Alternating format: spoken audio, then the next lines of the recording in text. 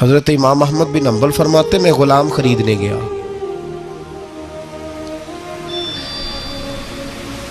اس نے میرے ساتھ شرط رکھی کہ حضور آپ مجھے خرید کے لے جانے ہیں، میری شرط یہ ہے کہ میں دن کو آپ کی ڈیوٹی کروں گا، رات کو نہیں کروں گا۔ فرماتے میں لے آیا، گھر لا کے میں نے پوچھا تیرا نام کیا ہے؟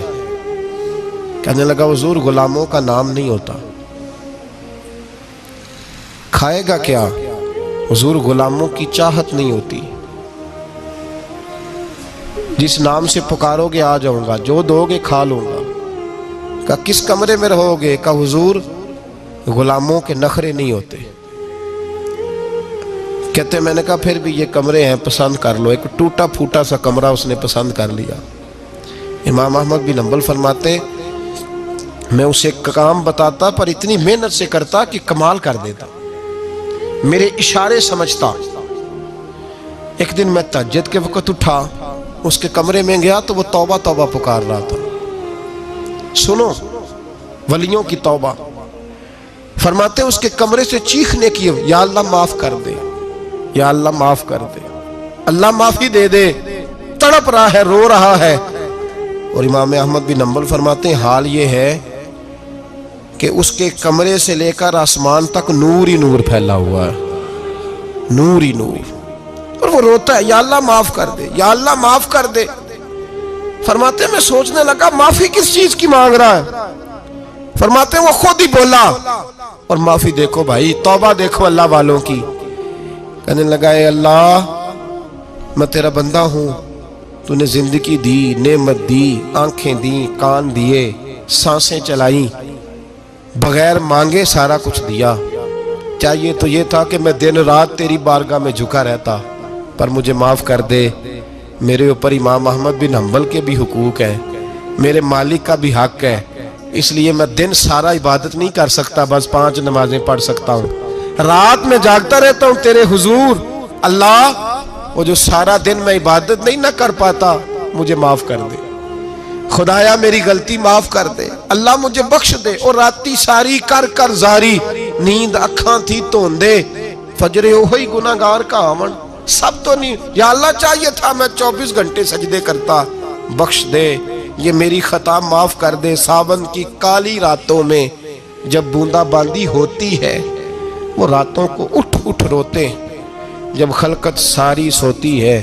اور درویش کہنے لگے رات پوے تے بے دردانو، نیند پیاری آوے، درد مندانو یاد سجن دی، ستے امیان جگاوے۔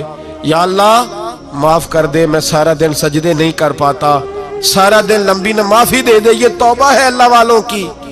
امام احمد بن حنبل فرماتے ہیں فجر کے وقت وہ میرے ساتھ مسجد گیا، میں نے اس کا چہرہ دیکھا، میں اس کو کونے میں لے گیا، میں نے کہا جا تو اللہ کی رضا کے لیے آزاد ہے، جا میں اپنے حق معاف کرتا ہوں، مکان تیرے پاس رہے گا، کھانا تجھے ملے گا، تو آزاد ہے۔ اس نے کہا حضور ہوا کیا؟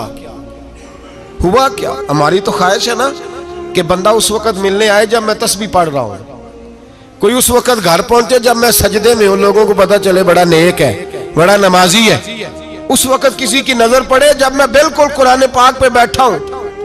فرماتے ہیں جب میں نے کہا نا تو آزاد ہے، تو کہنے لگا حضور کیا ہوا؟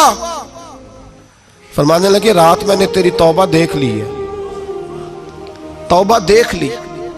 امام صاحب فرماتے ہیں وہ پھر تڑپ کے رویا، سجدے میں سر رکھا، تو نے یہ کیا عجب کیا، مجھ کو بھی فاش کر دیا، میں ہی تو ایک راز تھا سینہ کائنات میں سراپا مخزن راز تھا، میں رہا تھا مدت و راز میں، یہ تیرا شوق دید کشاں کشاں مجھے بھی کھینچ لایا مجاز میں۔ اے اللہ پردہ ہی کھول دیا ہے تو نے، یہ عبادتیں، یہ توبہ، یہ ریاضتیں، یہ تیرا میرا راز تھا، اللہ تو نے پردے ہی کھول دیے، مہربانی کر مجھے پردہ پوشی عطا فرما، اللہ معاف کر دے، مجھے پردہ پوشی عطا کر۔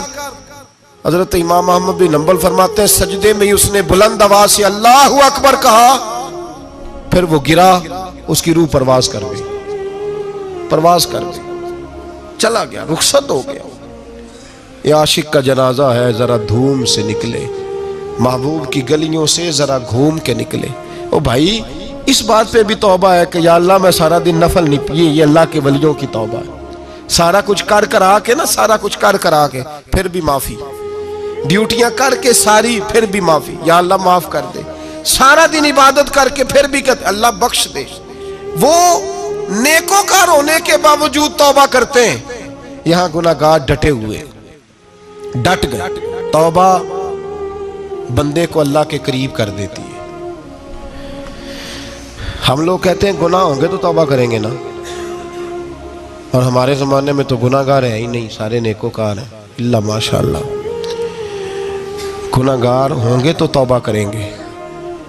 کئی دفعہ نا ہمارا بھائی ناراض ہو جاتا ہے، دوست ناراض ہو جاتا ہے، تو وہ جب ناراض ہوتا ہے نا بہت زیادہ بولتا نہیں، تو ہم پھر قریب جاتے ہیں، اس کو پوچھتے ہیں کیا بات ہے، کیوں ناراض ہے، ادھر دیکھیں میری طرف، کیوں ناراض ہے، کیا ہوا؟ وہ کہتا ہے نہیں نہیں بس چھوڑو، ہمیں نہیں پتا ہوتا، تفصیل پوچھنی پڑتی ہے، بات کرنی پڑتی ہے، پھر وہ بتاتا ہے کہ وہ جو تو نے ایک جملہ کہا تھا نا وہ تجھے نہیں کہنا چاہیے تھا۔ پھر ہمیں خیال آتا ہے ہاں مجھ سے غلطی ہو گئی، پھر ہم کیا کرتے ہیں؟ معافی مانگتے ہیں، راضی کرتے ہیں۔ ہوتا ہے ایسے کہ نہیں ہوتا ہے نا جناب؟ تو بندے سے تو بعض اوقات ایسا معاملہ ہو جاتا ہے تجھے پتہ نہیں، تو کیا اللہ کی ایسی نافرمانی نہیں ہو جاتی جس کا تجھے پتہ ہی نہ ہو؟ اللہ کے بندے روز رات کو معافی مانگ کے سوتے تھے، روز، پتہ نہیں کوئی انجانے میں جملہ نہ نکل گیا ہو، ہر وقت ڈرے رہتے تھے، سہمر بندوں سے نہیں، کس سے؟ زور سے بولیے، ڈرے رہتے تھے یا اللہ معاف کر دے۔ ان کی طبیعتوں پہ خشیت طاری رہتی۔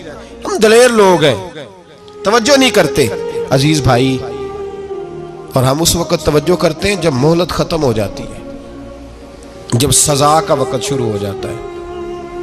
میری بات یاد رکھنا، ایک وقت تک اللہ مہلت دیتا ہے بندے کو، گناہ کرتا ہے اللہ مہلت، پھر سزا شروع ہوتی ہے، پھر بندہ اس کی پکڑ میں آتا ہے، پھر جب پیر پھسلتا ہے تو کسی جگہ اس کا ہاتھ دوبارہ نہیں پڑتا، وہ پھر پھسلتا ہی جاتا ہے۔ یاد رکھنا، ہم مہلت کے وقت توبہ نہیں کرتے، اور جب پھسل جاتے پھر ہم کہتے ہیں اوہو یہ کیا ہوا،